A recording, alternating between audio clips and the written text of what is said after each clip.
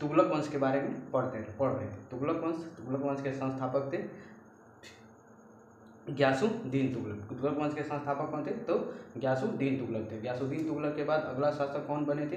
तो अगला शासक बना था मोहम्मद बिन तुगलक। मोहम्मद बिन तुगलक का ही मूल नाम था जौना खान। जौना खान के बारे में हमने कल वाली वीडियो में बहुत सारी बातें पढ़ी थी कि यह 22 से 23 भाषाओं का जानकार था। यह होली का भी त्यौहार मनाता था। उसके बाद से यह होली का त्यौहार तो मनाता ही था, उसके बाद से यह इतिहास में 5 बड़ी गलतियाँ किया था, जिसके वजह से इसका नाम हम आज भी लेते हैं। पहला यह काम गलती किया था कि यह दोआब पे क्षेत्र पर टैक्स बढ़ा दिया था जब वहाँ पर अकाल पड़ा हुआ था। उसके बाद से इसने क्या किया था? एक सांकेतिक मुद्रा चालू किया था, और वह भी ऐसा मुद्रा चालू किया था कि दिल्ली के सभी लोहार मुद्रा को बनाने लगे थे।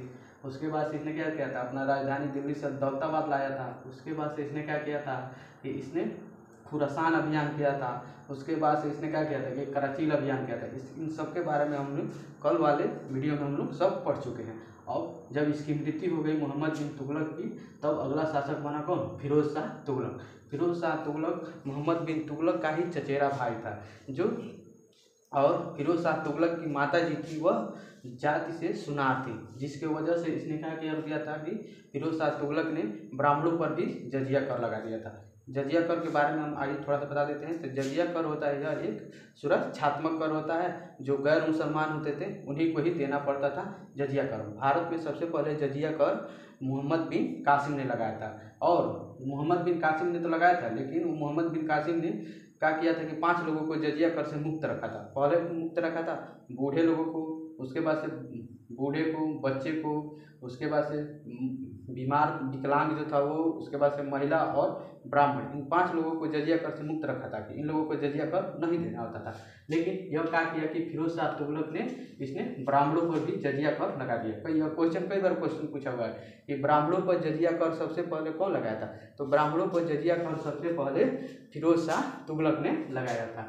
उसके बाद से यह बहुत ही अच्छा शासक था। इसने बहुत ही अच्छा काम किया था अपने शासन पीरियड में। इसने क्या किया था कि अशोक के 2 शिलालेख। पहला एक शिलालेख था हरियाणा में एक जगह है, यहीं पर टोपरा अभिलेख, और मेरठ में, उत्तर प्रदेश के मेरठ में है एक मेरठ अभिलेख। अशोक के इन दोनों अभिलेखों को इनका किया था कि दिल्ली लाकर इनको बसाया था। उसके बाद से इसने क्या किया था कि इसने एक अलग से निर्माण विभाग का बनाया था। उस निर्माण विभाग से के अंतर्गत इसने 300 नए शहरों का निर्माण कराया था। इन 300 नए शहरों में इसमें सबसे प्रमुख शहर थे, पहला था जौनपुर, दूसरा था फैजाबाद, तीसरा था फिरोजाबाद। इन तीनों शहरों का निर्माण किसने कराया था? फिरोज शाह तुगलक ने कराया था। कई बार क्वेश्चन पूछा कि फैजाबाद, उसके बाद से जौनपुर, उसके बाद से फिरोजाबाद, इन तीनों शहरों का निर्माण या बसाया किसने था? तो फिरोज शाह तुगलक ने बसाया था।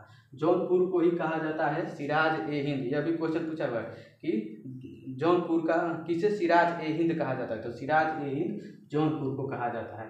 उसके बाद से इसने क्या किया था कि दिल्ली में नहरों का जाल बिछा दिया था। और यानी दिल्ली में नहरों का जाल तो इसने बिछाया था। अगर क्वेश्चन पूछा कि दिल्ली में सबसे पहले नहरों का निर्माण किसने कराया था? तो दिल्ली में सबसे पहले नहर का निर्माण गाजी मलिक ने कराया था। लेकिन दिल्ली में नहरों का जाल किसने बिछा दिया था? फिरोज शाह तुगलक ने बिछा दिया। यह दोनों क्वेश्चन पूछा हुआ था।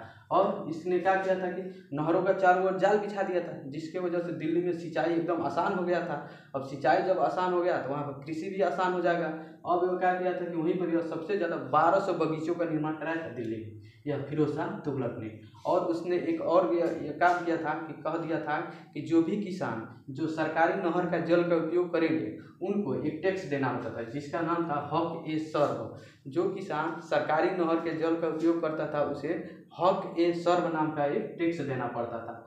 उसके बाद से एक ये काम किया था। उसके बाद से इसने क्या किया था, इसी फिरोज शाह तुगलक के ही शासनकाल में सबसे ज़्यादा गुलाम रहते थे, लगभग 1,80,000 तक। यह भी क्वेश्चन पूछा हुआ कि दिल्ली के किस शासक के दरबार में सबसे ज़्यादा गुलाम रहते थे? तो सबसे ज़्यादा गुलाम फिरोज शाह तुगलक के दरबार में रहते थे। और यही दासों को देख रेख करने के लिए इसने एक विभाग का निर्माण कराया था, जिसका नाम था दीवाने ए बंदगान। यह भी दीवाने ए बंदगान नाम का एक विभाग का निर्माण कराया था। उसने इसके बाद इसने क्या किया था कि इसने एक सरकारी अस्पताल का निर्माण कराया था कि जैसे इन दासों को सेवा करने के लिए, और उस अस्पताल का नाम था दार उल सफा। कई बार क्वेश्चन पूछा है कि दार उल सफा क्या है, तो दार उल सफा एक अस्पताल है। उसके बाद इसने क्या किया था कि इसने फिरोज शाह तुगलक ने गरीब, अनाथ और असहाय लोगों के लिए एक विभाग बनवाया था जिसका नाम था दीवाने ए खैरात। दीवाने ए खैरात नाम का एक विभाग बनाया था जो गरीब, असहाय और अनाथ लोगों के लिए। उसके बाद से इसने क्या किया कि देखा कि जो भी इसके शासनकाल में अगर बहुत ज़्यादा बेरोजगार रहते थे तो उन बेरोजगारों को यह बेरोजगारी भत्ता भी दिया करता था। उसके बाद से इसने एक और काम किया था कि इसने अपने दिल्ली में मुसलमानों के लिए हज यात्रा मुफ्त में कराया था, मुफ्त में हज यात्रा की सुविधा दिया था। उसके बाद से इसने एक और काम किया था, यह एक सहिष्णु शासक था।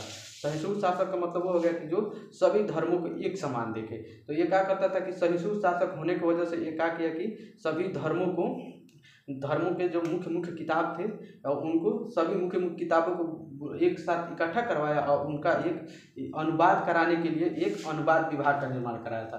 तो यह एक अनुवाद विभाग का निर्माण कराया था सभी धर्मों को समन्वय स्थापित करने के लिए।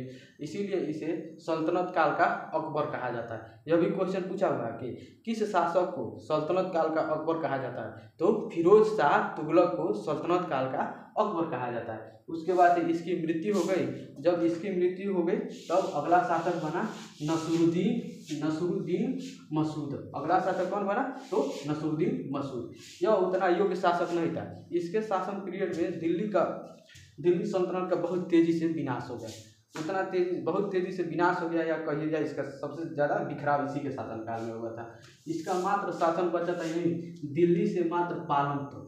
और उसने क्या किया था कि इसी के ही शासनकाल में एक पंजाब का जो सूबेदार था जिसका नाम था खिजर खान, वो क्या कर दिया कि मैं अपने आप को स्वतंत्र राज्य का घोषित कर दिया, कहा कि मैं तुम्हारे राज्य के अधीन नहीं रहूँगा। और उसके बाद से ये तो अपने आप को स्वतंत्र राज्य तो इसने खिजर खान ने तो कर ही लिया। इसी के ही शासनकाल में तैमूर लंक ने आक्रमण कर दिया। क्वेश्चन ये पूछता है कि तैमूर लंक किसके शासन में आक्रमण किया था, तो किसके शासन में, तो नसरुद्दीन मसूद के शासनकाल में तैमूर लंक ने आक्रमण कर दिया। तैमूर लंक बहुत ही खतरनाक शासक था। वो यहाँ पर आक्रमण किया जैसे दिल्ली पर, अब यह दिल्ली छोड़कर भाग गया नसरुद्दीन मसूद। अब वहाँ से दिल्ली छोड़कर भाग गया तो अब यह क्या किया कि दिल्ली पर कब्जा कर लिया तैमूर लंक, और तैमूर लंक दिल्ली पर कब्जा कर लिया। अब कब्जा करके क्या किया कि यही खिजर खान को दिल्ली का भी सूबेदार बना दिया।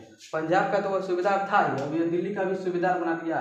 और उसके बाद से यही खिजर खान 1414 में नसरुद्दीन मसूद की हत्या कर देगा, और उसके बाद से यही खिजर खान सैयद वंश की स्थापना कर देगा। तो यार क्या सैयद वंश की स्थापना कर देगा और क्या करेगा, तुगलक वंश का विनाश कर देगा। तुगलक वंश के बारे में यही तक था। और उसके बाद से हम पढ़ रहे हैं सैयद वंश के बारे में। तो सैयद वंश का पीरियड है 1414 से लेकर 1451 ईस्वी तक। सैयद वंश के संस्थापक कौन थे, तो सैयद वंश के संस्थापक था खिजर खान। उसके बाद से यह खिजर खान सैयद वंश कहाँ का सूबेदार था, तो पहले तो यह पंजाब का सूबेदार था, उसके बाद से यह दिल्ली का सूबेदार बना। उसके बाद से यह खिजर खान कभी भी इसने सुल्तान की उपाधि धारण नहीं किया था। उसके बाद से इस वंश का अगला शासक आया जिसका नाम था मुबारक शाह, सैयद वंश का। तो मुबारक शाह जो था इसने सुल्तान की उपाधि धारण किया था, लेकिन यह भी उतना कुछ खास काम नहीं किया था। इस वंश का सैयद वंश का अंतिम शासक था जिसका नाम था अलाउद्दीन आलम शाह। सैयद वंश का अंतिम शासक था कौन, अलाउद्दीन आलम शाह, जिसकी हत्या कर दिया 1451 ईस्वी में बहलोल लोदी।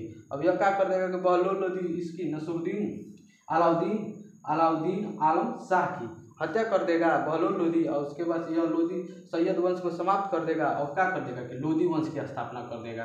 अब इतना ही था सैयद वंश में। उसके बाद से क्या किया कि सैयद वंश को ही कहा जाता है कि मकबरा निर्माण का काल कहा जाता है सैयद वंश काल का। यानी सबसे ज़्यादा मकबरा का निर्माण किस काल में हुआ था, तो सैयद वंश में हुआ था। लेकिन शुद्ध इस्लामिक पद्धति के मकबरा का निर्माण का जनक इल्तुतमिश को कहा जाता है। यह कई बार क्वेश्चन पूछा हुआ है कि शुद्ध इस्लामिक पद्धति के मकबरा का निर्माण का जनक किसे कहा जाता है, तो इल्तुतमिश को कहा जाता है। अब अगले वीडियो में हम लोग पढ़ेंगे लोदी वंश के बारे में।